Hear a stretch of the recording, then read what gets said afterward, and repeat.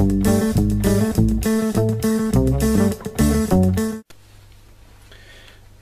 fermiers, amis fermières, bonjour, bienvenue à la ferme, bienvenue sur Cocotte TV. Aujourd'hui, je vous présente la dernière souris que nous a envoyée TT Sports, à savoir la Black Combat White, qui, comme son nom l'indique, est une souris noire et blanche, et c'est visible ici. Alors, celle-ci propose 4000 dpi, propose un capteur laser. Là, pour une fois, nous avons une indication de marque, nous savons que c'est un capteur Philips. Donc, elle n'est pas présentée dans le même type de boîte, vous le voyez, hein, d'ailleurs ça se voit à l'image, ça jaunit un petit peu. Il s'agit d'une boîte noire avec des liserés or, et je vais vous sortir la souris. Alors, une fois n'est pas coutume, je pose la boîte un petit peu plus loin. Remarquez ma délicatesse, je change, je grandis. Alors, une sacoche matelassée de transport, comme dans toutes les souris proposées par le fabricant. La petite pochette n'est pas cartonnée sur celle-ci. Nous trouvons deux autocollants, les conditions de garantie et le guide de démarrage rapide de la Black qui est toute noire ici. Alors, la souris en elle-même, je pousse tout, propose une ergonomie à mi-chemin entre la Teron et la Zafira finalement. Alors, la coque recouverte de soft touch sur la partie centrale.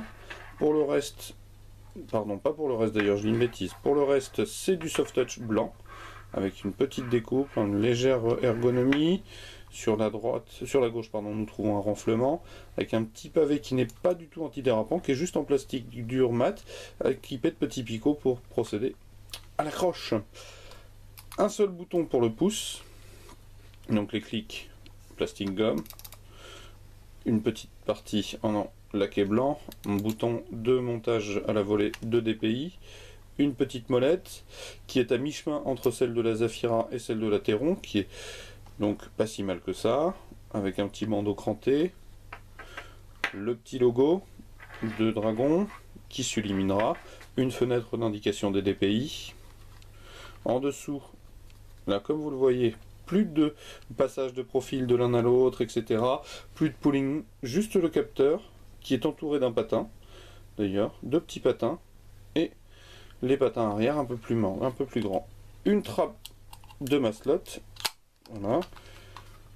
Comme d'habitude, hein, on a des poids, vous chargez ou vous allégez en fonction de votre ressenti sur la souris. Je range, la partie avant est laquée, le câble est gainé avec le velcro, un USB plaqué or.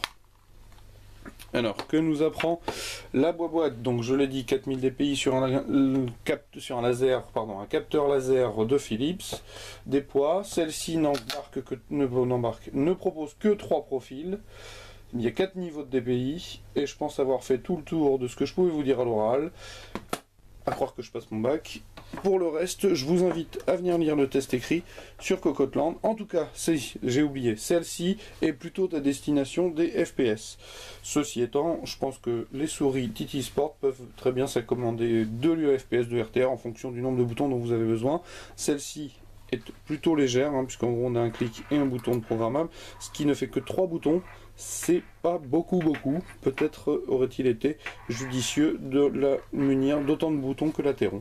Bref, je vous invite à venir lire le test écrit qui paraîtra très bientôt à la ferme, et je vous souhaite une bien bonne journée en notre compagnie. Au revoir, au revoir.